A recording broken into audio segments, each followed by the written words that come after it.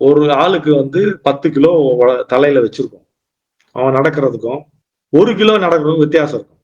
அந்த மாதிரிதான் 70,000 எண்ணம் இருக்கிறவங்க எப்படி இருப்பாங்க, 10,000 எண்ணம் இருக்கிறவங்க எப்படி இருப்பாங்க, வாழ்க்கையில வளர்ச்சிக்கும் எண்ணத்துக்கும் எனர்ஜிக்கும் சம்பந்தம் இருக்கு. எவ்வளவுக்கு எவ்வளவு குறைவான எண்ணம் இருக்கோ அவ்வளவுக்கு எவ்வளவு குறைவான எனர்ஜி செலவாகும்.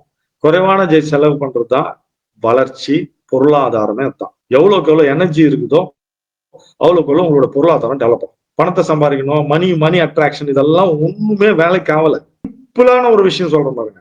நீங்க உங்களுக்கு வரக்கூடிய வருமானமும் உங்களுக்கு செலவாகக்கூடிய செலவையும் நீங்கள் விழிப்புணர்வோடு பாத்தீங்க.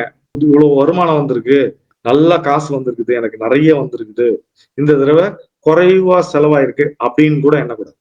உள்ள வரக்கூடிய காசு, அதாவது வருமானம், ப்ராஸ்பரிட்டி, வளம், உங்களுக்கு நீங்க சம்பாதிக்கிறது ஒரு வளம் தானே.